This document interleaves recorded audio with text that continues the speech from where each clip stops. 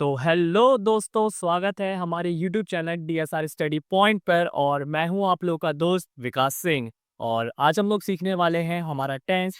क्योंकि मैंने बहुत लोगों को देखा है कि बच्चे क्या होते हैं कि हम लोगों से ये चीज़ क्वेश्चन करते हैं, टीचर से क्वेश्चन करते हैं कि सर हम लोग को समझ में तो सब कुछ आ रहा है, हम लोग सब कुछ जानते भी हैं और हम लोग को मीनिंग्स भी मालूम है, ठीक है।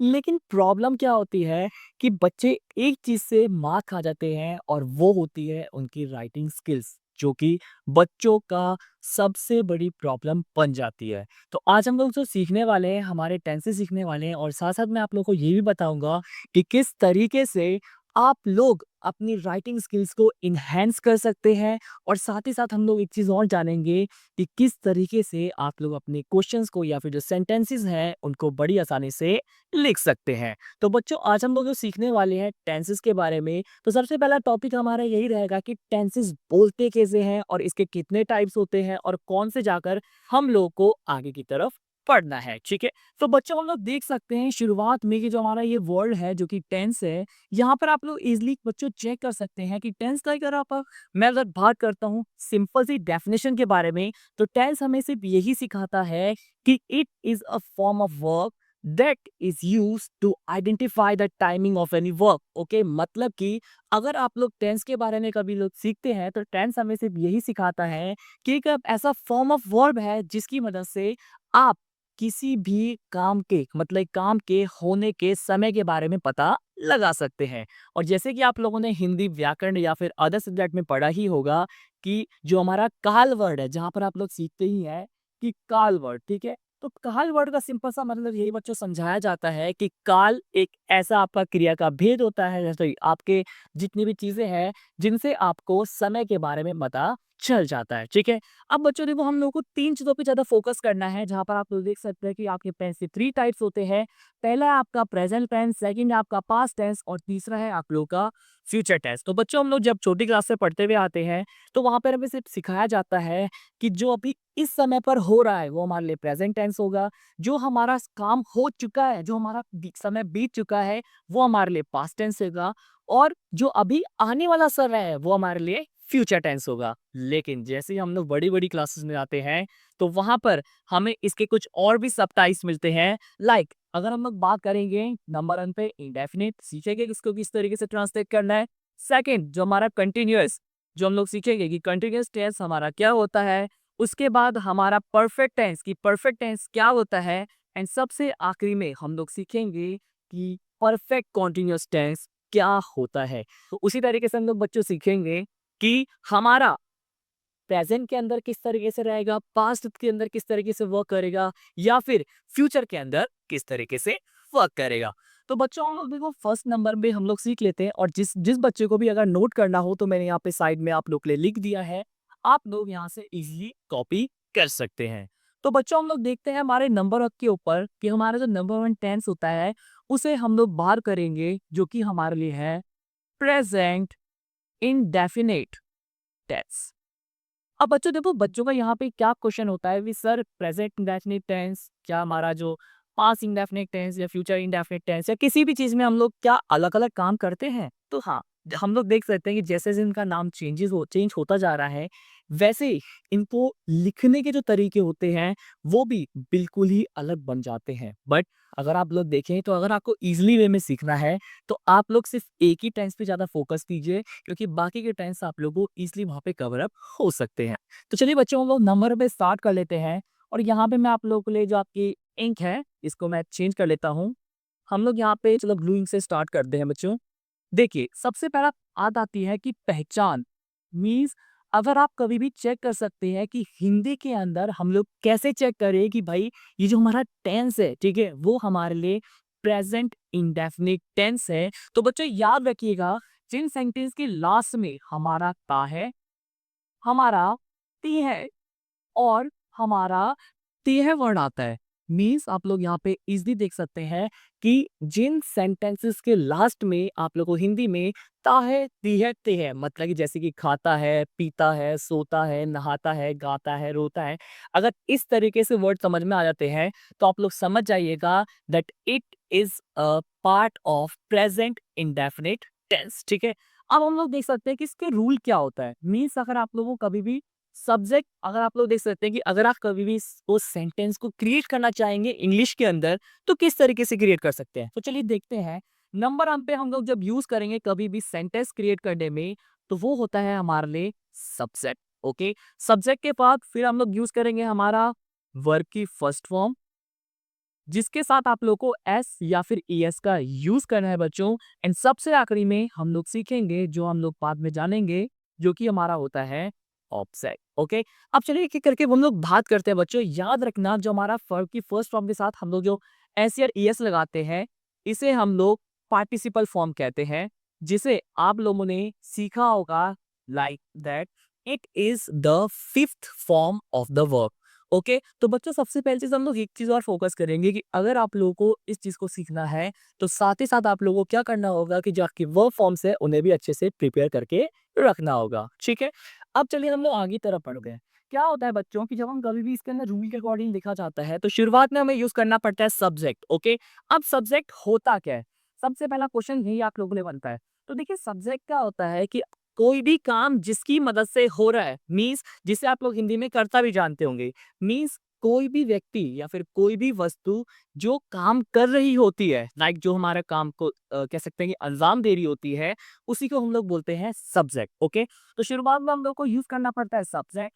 उसके बाद बच्चों जो हम लोग यूज करेंगे, वो हम लोग यूज करेंगे वर्ब की फर्स्ट फॉर्म का, और साथ में हम लोग लगाएंगे एस या फिर ईएस। ओके, एंड सबसे आखिरी में हम लोग यूज करेंगे हमारे ऑब्जेक्ट का। मीन्स जो हमारा काम हो रहा है वो किसकी मदद से हो रहा है, ये हम लोग जानेंगे। अब जरा यहाँ पे हम थोड़ा एक एग्जाम्पल के तौर पे समझते हैं।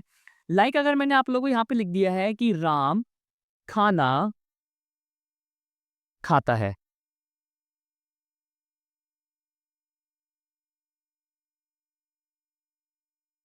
अगेन राम खाना खाता है। ठीक है, अब मैंने यहाँ पे एक सिंपल सा एक सेंटेंस लिख दिया कि राम खाना खाता है। तो सबसे पहली चीज चेक करा करा जाता है हिंदी के अंदर कि क्या ये सेंटेंस हमारा प्रेजेंट इंडेफिनिट टेंस का है या फिर नहीं है। तो चलिए बच्चों हम लोग स्टार्ट करते हैं। देखिए लास्ट में हम लोग देख सकते हैं यहाँ पर यूज किया गया है ता है। ओके, तो हम लोग देख सकते हैं कि यहाँ पर हमारा क्या हुआ कि जो हमारा टाइप ऑफ सेंटेंस है वो किस चीज का होगा, प्रेजेंट इंडेफिनिट टेंस का होगा। ठीक है, तो चलिए स्टार्ट करते हैं हम आगे की तरफ। अब देखिए हम लोग यहाँ पे वन बाय स्टेप चलेंगे। जैसे कि आप लोग देख सकते हैं शुरुआत में हम लोगों ने यूज किया सब्जेक्ट। तो सब्जेक्ट हम लोग देख सकते हैं किसके बारे में बात की जा रही है।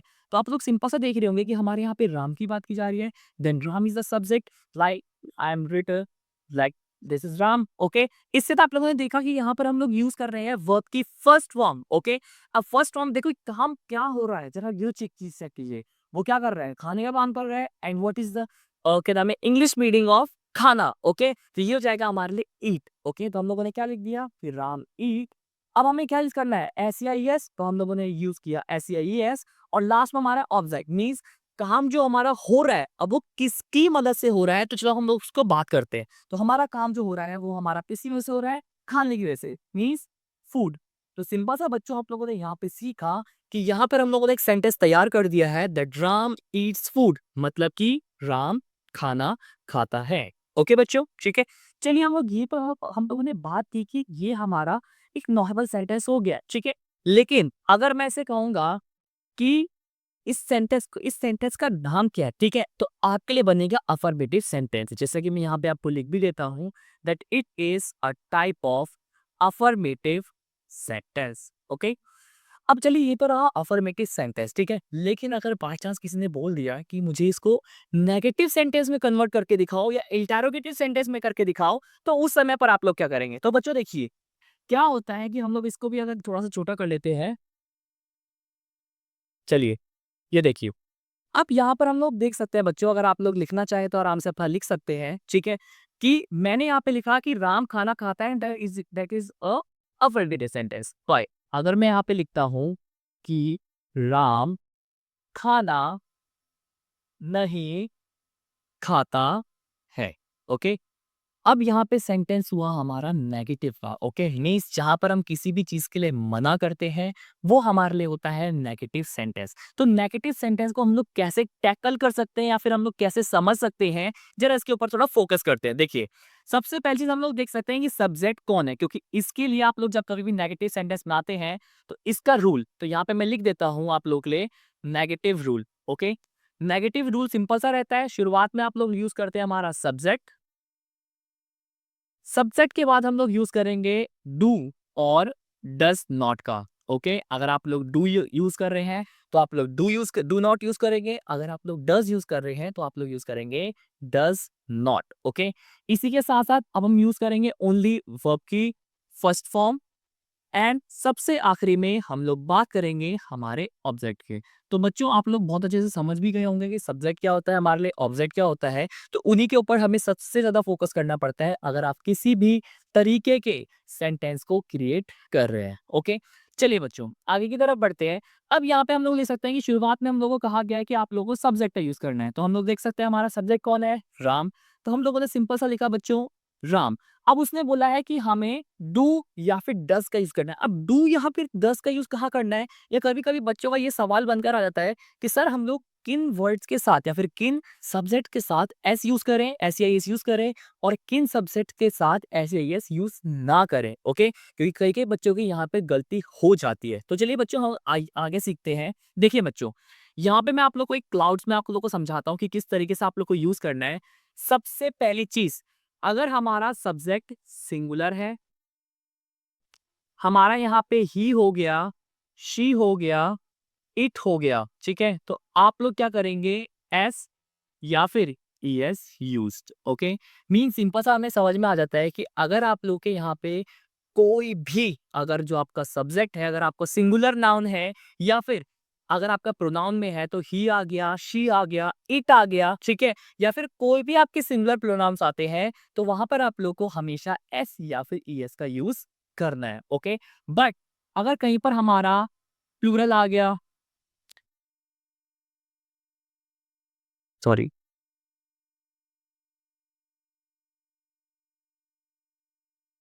प्लूरल नाउन आ गया, ठीक है, दे हो गया आप लोगों का, वी हो गया, तो यहाँ पर आप लोग को एस या फिर E S not used. Okay, तो बच्चों सिंपल सा हम लोग देख सकते हैं कि हमें यही चीज याद रखनी है कि अगर आप लोग का कभी भी सिंगुलर नाउन आता है या आप लोग के सिंगुलर प्रोनाउंस यूज किए जाते हैं, तो आप लोग को हमेशा एस या फिर ई एस का यूज करना है। बट अगर आपका कहीं पर भी प्लूरल नाउन या फिर प्लूरल प्रोनाउन आ गया, तो वहां पर आप लोगों को एस या फिर ई एस यूज करने की जरूरत नहीं है। ठीक है, अब देखिए बच्चों, हम लोग थोड़ा यहाँ पे सीखते हैं। चलिए, जैसे कि मैंने यहाँ पे आपका लिखा था राम। अब राम जो है हमारे लिए क्या है, सिंगुलर, तो हम लोगों ने क्या लगाया, एस या एस का यूज किया। जैसे कि हम लोग देख सकते हैं कि राम खाना नहीं खाता है, ठीक है, तो यहाँ पे हो गया राम। अब डू के अंदर एस या एस यूज नहीं किया गया है, बट हम लोग देख सकते हैं डस के अंदर एस या फिर ई एस का यूज किया गया है। ओके, तो हम लोग देख सकते हैं यहाँ पे बच्चों कि राम डस। ओके, तो राम डस, उसके बाद नहीं का वर्ड यूज करना है आप लोगों को, मीन्स नॉट का यूज करना है। उसके बाद उसने बोला है वर्ब। अब वर्ब क्या हो रहा है, खाना खाने का काम हो रहा है, और वर्ब की फॉर्म सिर्फ कौन सी लगानी है, फर्स्ट फॉर्म। तो Ram does not eat food. अब बच्चों को ये सवाल एक और आता है कि सर हम लोगों ने यहाँ पर एस या फिर ई एस का यूज किया था, बट यहाँ पर हम लोगों ने एस या फिर ई एस का यूज नहीं किया है। तो बच्चों, उसका सिंपल सा एक आंसर होता है कि अगर हम लोगों ने किसी भी सेंटेंस के अंदर एस या फिर ई एस का यूज कर लिया है, तो हम लोग को मेन वर्ब के अंदर एस या फिर ई एस यूज करने की जरूरत नहीं है। ठीक है, तो बच्चों आई होप सो आप लोगों को इतना समझ में आ गया होगा। तो चलिए इसके हम लोग आगे की तरफ बढ़ते हैं, जहां पर हम लोग बात करेंगे इसका इंटेरोगेटिव सेंटेंस। ठीक है, अब इंटेरोगेटिव सेंटेंस का सिंपल सा एक रूल होता है, जहां पर मैं लिखवा देता हूं यहाँ पे कि अगर आप लोगों को इंटेरोगेटिव सेंटेंस का अगर आपको रूल जानना है, ठीक है, तो क्या करेंगे, शुरुआत में आप लोग सब्जेक्ट का यूज करेंगे। अब मैं शॉर्ट फॉर्म में लिख देता हूँ। उसके बाद आप लोग अपनी यहाँ पे यूज करेंगे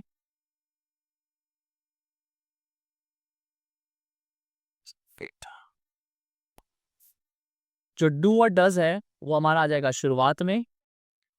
उसके बाद हमारा आ जाएगा सब्जेक्ट, उसके बाद वर्ब की फर्स्ट फॉर्म,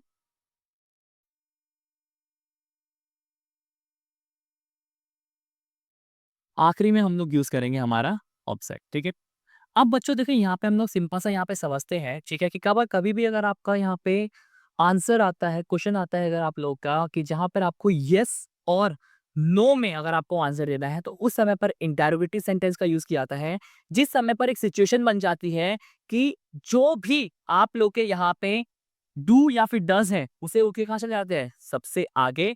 देन उसके बाद आपका सब्जेक्ट, देन उसके बाद आपका वर्ब की फर्स्ट फॉर्म, एंड सबसे लास्ट में आप लोग यूज करेंगे ऑब्जेक्ट का, ठीक है। जैसे कि हम लोग देख सकते हैं कि यहाँ पे मैंने एक सवाल लिखा है कि क्या राम खाना खाता है।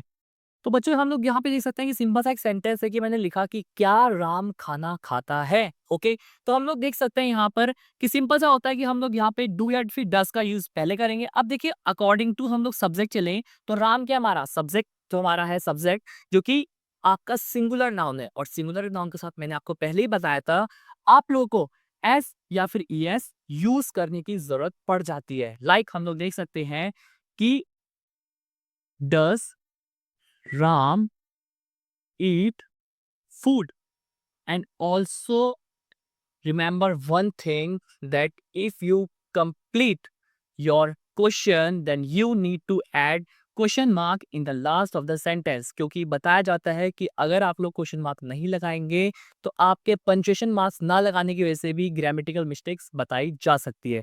तो बच्चों ये छोटी छोटी चीजें हैं जो आप लोग को हमेशा याद करते चलनी है कि अगर हम कभी भी अपने सेंटेंस को खत्म करें तो फुल स्टॉप से खत्म करें, और अगर आप लोगों के इंटरोगेटिव सेंटेंसेस हैं तो वहां पर हम लोग को क्वेश्चन मार्क्स लगाने की जरूरत पड़ जाती है। गॉट इट, ठीक है। अब यहाँ पे हम लोग थोड़ा आगे की तरफ बात करते हैं बच्चों। आई होप सो आप लोगों को यहाँ तक समझ में आ गया होगा। अब ये तो रहे हमारे कुछ इंटरोगेटिव क्वेश्चंस, ओके। बट कभी कभी क्या होता है कि हम लोगों से कुछ और तरीके के क्वेश्चन जो इंटरोगेटिव पार्ट्स होते हैं वो पूछ लिए जाते हैं, जो कि मैं आप लोगों को एक दूसरी वीडियो में समझा दूंगा कि कहाँ पर आप लोग को अपने इंटरोगेटिव वर्ड्स का यूज कर सकते हैं।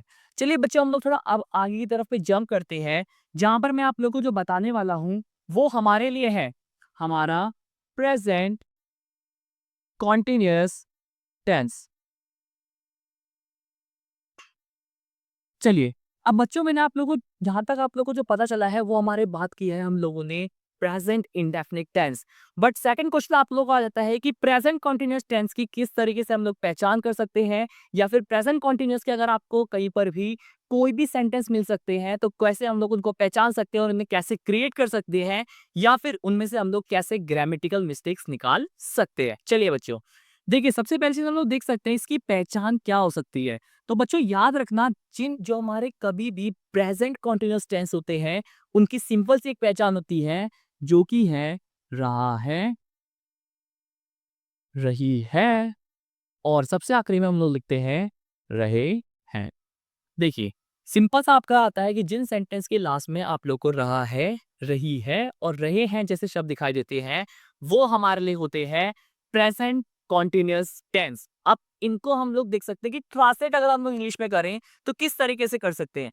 Starting you need to add subject, then it's your time for the helping work, okay. क्योंकि हम लोग देख सकते हैं कि यहाँ से हमारी जो हेल्पिंग वर्ब है वो आना स्टार्ट हो जाती है, लाइक आप लोग जो बचपन से पढ़ते हुए आ रहे हैं।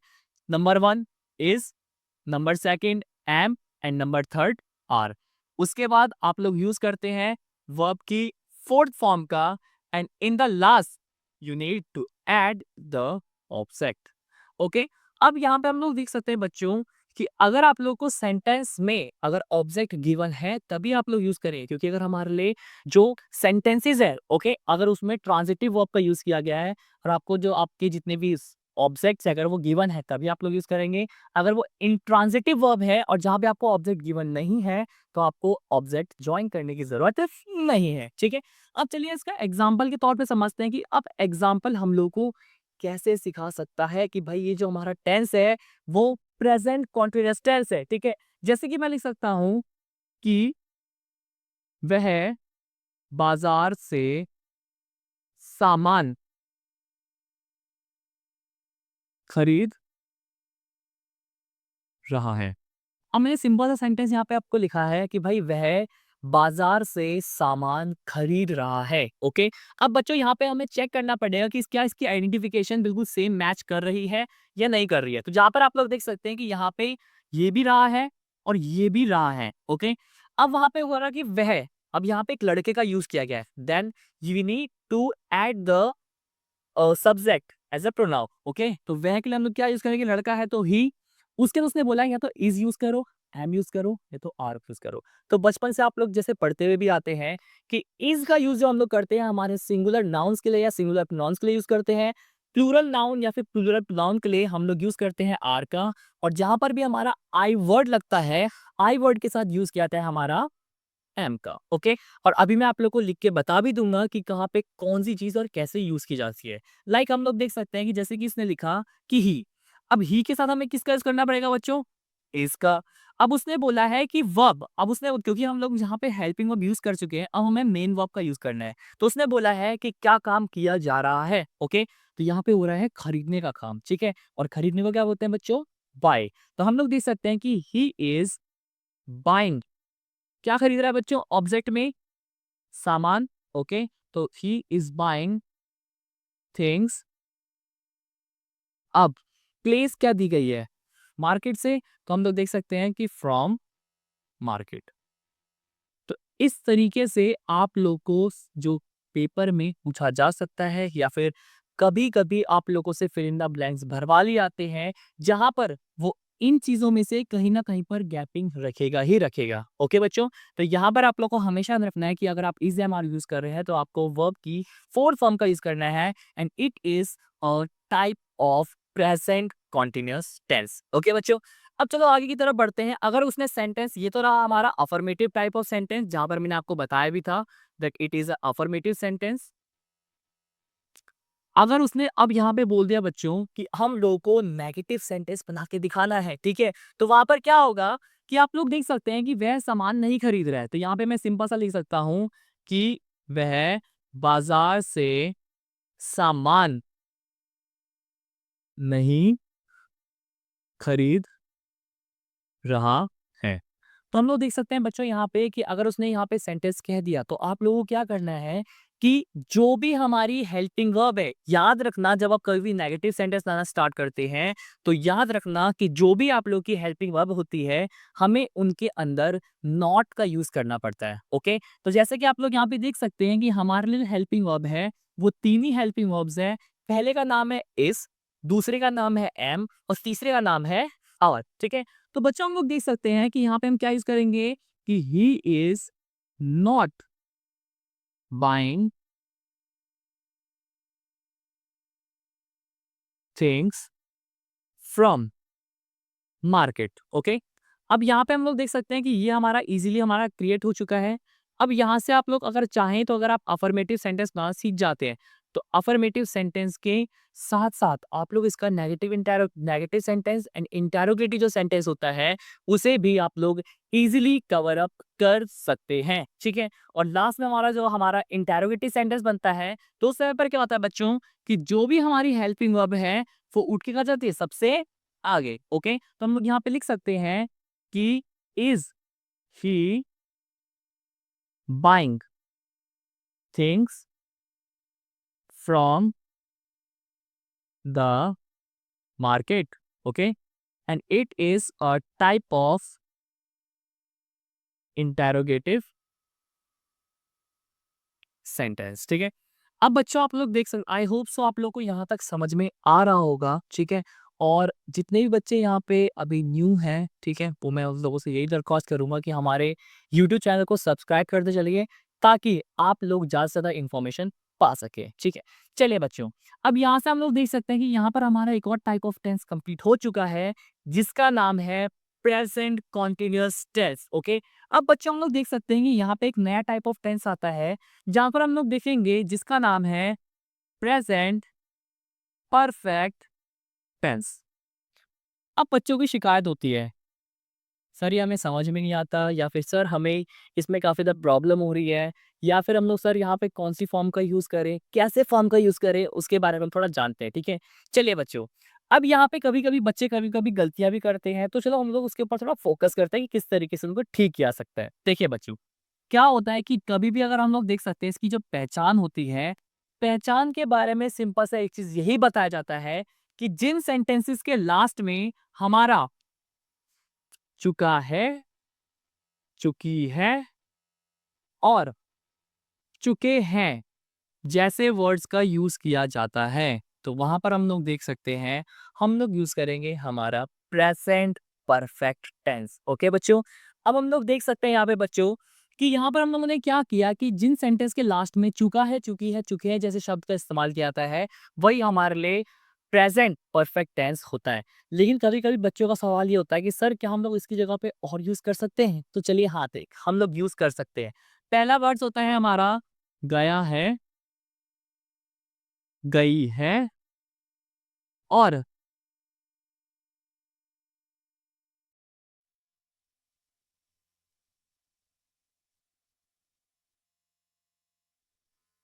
और गए हैं। देखिए बच्चों, अगर आप लोग को सेंटेंस के लास्ट में गया है, गई है, गए हैं जैसे शब्द भी दिखाए जाते हैं, तो यहाँ पर भी आप लोग यूज़ कर सकते हैं हमारा प्रेज़ेंट परफेक्ट टेंस, ओके? अब कैसे? जैसे कि मैं आप लोगों से कह सकता हूँ कि मैं खड़ा हो गया हूँ, ओके? लाइक आप लोग के मैं सामने भी हूँ, ओके? तो आप लोग देख सकते हैं कि अब जो मैं यहाँ पे बैठा हुआ था कुछ समय पहले, अब मैं क्या हो गया हूँ? खड़ा हो गया हूँ, ओके? तो जहाँ पर भी मैं गया हूँ, गई हूँ, गए हूँ, ओके? अगर इस तरीके से भी वर्ड हम लोग यूज़ करते हैं तो ये भी आप लोग के लिए क्या बन जाएगा? हमारे लिए प्रेज़ेंट परफेक्ट टेंस, ओके? अब चलो हम लोग इसका यूज़ देखते हैं कि भई इसको हम लोग यहाँ यूज़ कर सकते हैं। देखिए, एग्ज़ाम्पल के तौर पे अगर मैं आप लोगों को समझाऊँ, ठीक है? तो मैं लिख सकता हूँ कि मैं खेल चुका हूँ। अब हम लोग यूज़ करेंगे आई का, लेकिन इससे पहले आप लोग देख सकते हैं कि इसका रूल किस तरीके से बनाया जा सकता है, ठीक है? अब हम लोग देख सकते हैं बच्चों यहाँ पे कि अगर आपको कभी भी कोई भी बोल देता है कि रूल आप लोग बताएँ कि अगर आपको सेंटेंस किस तरीके से क्रिएट करने हैं, ठीक है? तो यहाँ पर आप लोग शुरुआत में देख सकते हैं, शुरुआत में आप लोग को यूज़ करना पड़ेगा सब्जेक्ट, उसके बाद हम लोग यहाँ पे हेल्पिंग वर्ब भी यूज़ करेंगे हैज़,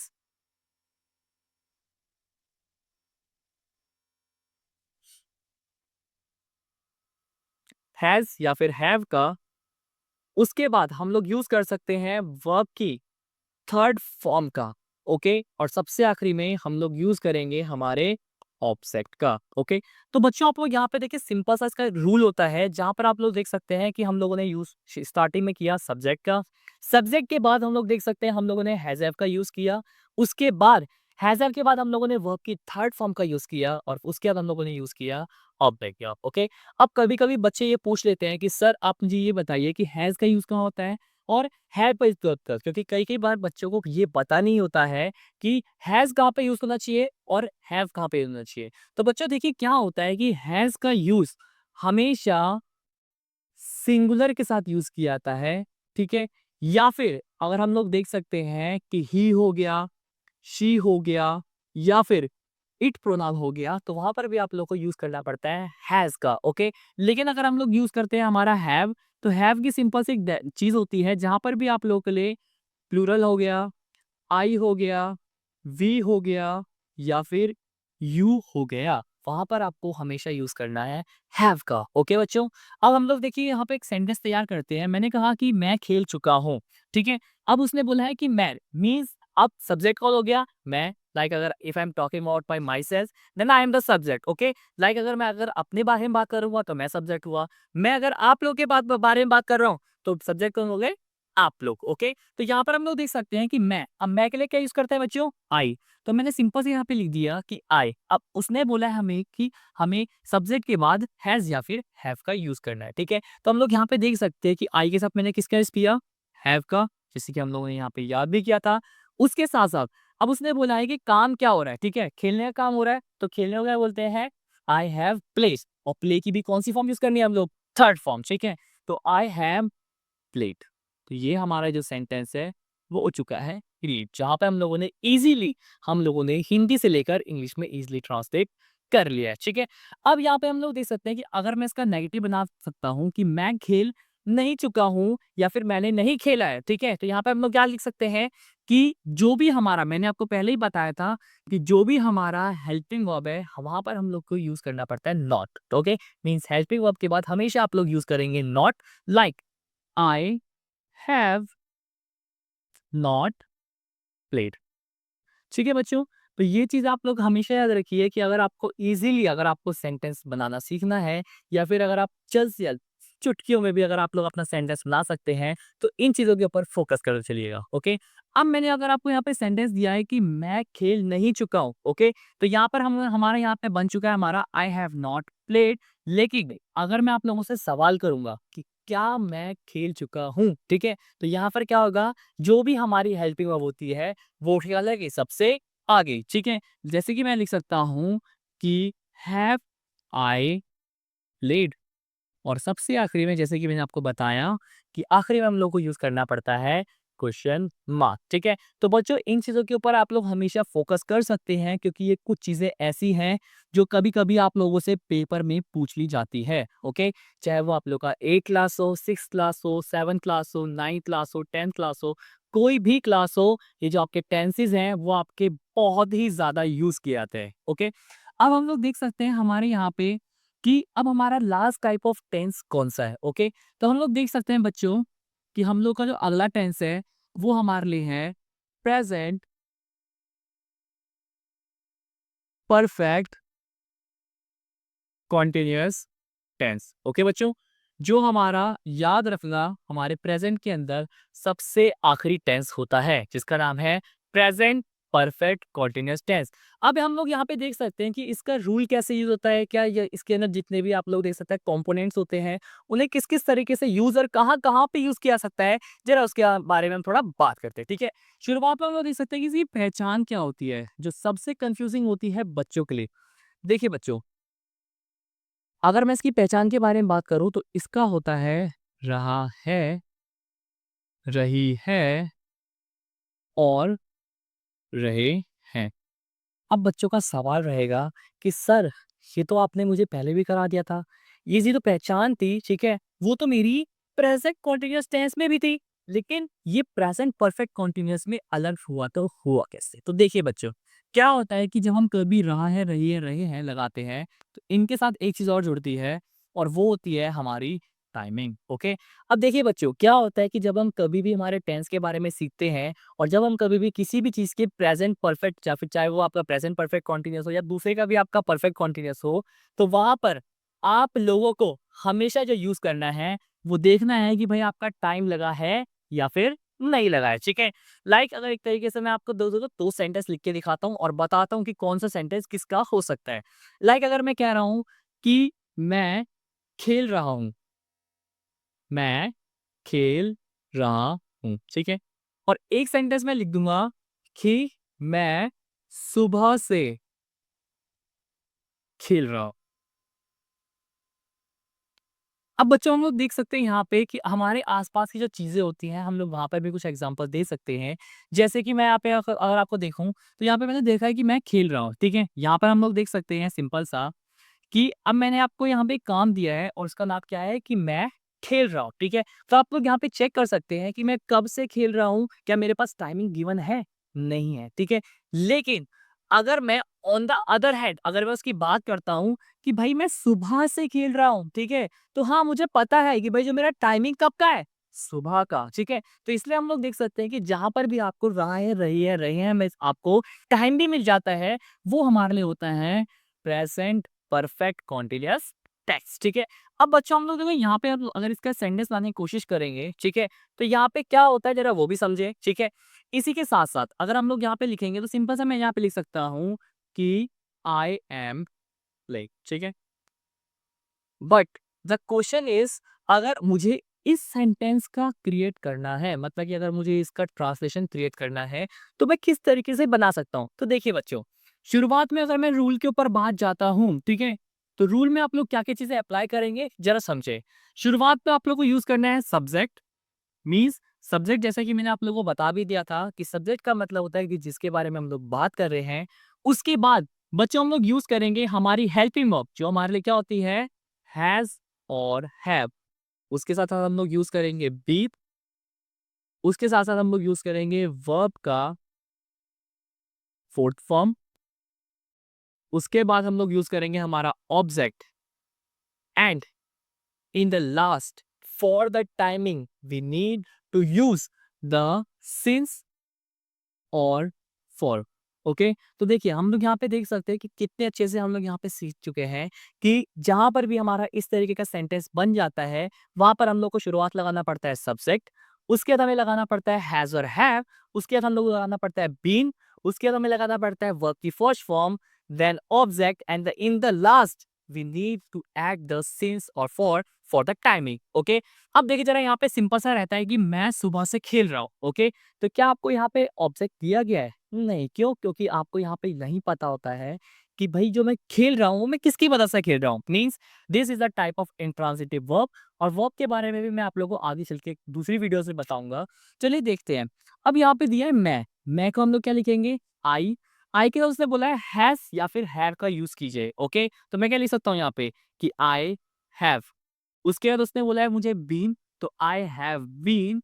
अब यहाँ पे उसने क्या बोला है? वर्क मीन्स काम क्या हो रहा है, तो खेलने का काम हो रहा है बच्चों, तो खेलने का हम लोग क्या बोलते हैं? प्ले. और प्ले की फोर्थ फॉर्म प्लेइंग. ओके, तो आई हैव बीन प्लेइंग. अब क्वेश्चन यहाँ पे बनता है कि भाई मैं सुबह के लिए क्या लगाऊं, शाम के लिए क्या लगाऊं, दिन के लिए क्या लगाऊं, तो या फिर रात के लिए क्या लगाऊं. तो देखिए बच्चों, अगर आपको यहाँ पे कंफ्यूज नहीं होना है, मैं आपको एक सिंपल वे भी बताऊंगा कि आप लोग किस तरीके से पहचान सकते हैं कि आपको सिंस यूज करना है या फिर फोर यूज करना है. देखिए बच्चों, क्या होता है कि अगर मैं बात करता हूँ हमारे सिंस और फोर के लिए, तो सिंस और फोर के लिए सिर्फ एक ही चीज बताई जाती है कि जहां पर भी आप लोग के पास एक्यूरेट टाइम है, मीन्स जो उसी समय पर होना है, वहां पर आप लोग यूज करते हैं since. Okay, means since is always use with accurate time. Okay, अब एक्यूरेट टाइम में कुछ भी हो सकता है, लाइक सुबह हो सकता है, शाम हो सकता है, दिन हो सकती है, रात हो सकती है. जिनका होने का जो समय होता है वो एक परफेक्ट टाइम होता है. ओके, मीन्स इनका जो कह सकते हैं कि जिस समय पर ये होना होता है ये उसी समय पर होता है, या फिर 1 बज रहे हैं, 2 बज रहे हैं, 3 बज रहे हैं, 4 बज रहे हैं, तो वहां पर भी आप लोग को यूज करना पड़ेगा सिंस का. ओके, साथ साथ हम लोग यूज अप करते हैं फोर का. फोर जो हमारे होते हैं वो होते हैं हमारे लिए इनएक्यूरेट टाइमिंग्स के लिए. ओके, मीन्स हम लोग देख सकते हैं कि इनएक्यूरेट टाइमिंग्स में हमारे पास बहुत सारी चीजें होती हैं. लाइक आप लोग देख सकते हैं यहाँ पे कि 1 घंटा, 2 घंटा, 3 घंटा, 4 घंटा. अब कई बच्चों के दिमाग में आता है सर 1 घंटा, 2 घंटा, 3 घंटा, 4 घंटा है, क्या हमारे पास ये एक्यूरेट टाइम्स है? तो बच्चों इसका आंसर होता है नो. ऐसा क्यों? जरा ये समझे. सबसे पहली चीज बच्चों आप लोगों को याद रखनी है कि 1 घंटे, 2 घंटे, 3 घंटे या फिर जो 4 घंटे होते हैं, ये कोई या फिर जितने भी घंटे हो, ठीक है, ये सभी के सभी इनएक्यूरेट में आते हैं. क्यों? क्योंकि हमें नहीं पता होता कि भैया वो दिन का है, सुबह का है, शाम का है या फिर रात का है. ठीक है, तो इसलिए हम लोग को वहां पे यूज करना पड़ता है हमारा फोर. ठीक है, अब जैसे कि हम लोग देख सकते हैं सुबह, क्या मेरे पास एक्यूरेट टाइम है? जी हाँ, मेरे पास एक्यूरेट टाइम है. कैसे? क्योंकि मैं देख सकता हूँ यहाँ पे कि भाई मैंने यहाँ पे देखा है कि जो मेरा सुबह है, सुबह सुबह के टाइम पर होता है जो कि अर्ली मॉर्निंग होता है. ठीक है, तो मैं क्या लिख सकता हूँ कि I have been playing since morning. Okay बच्चों, तो यहाँ पर हम लोग देख सकते हैं कि यहाँ पे इजिली आप लोग यहाँ पे समझा सकते हैं कि आप यहाँ पे किस चीज का यूज कर रहे हैं. बट अगर मैंने यहाँ पे सेंटेंस लिख दिया कि मैं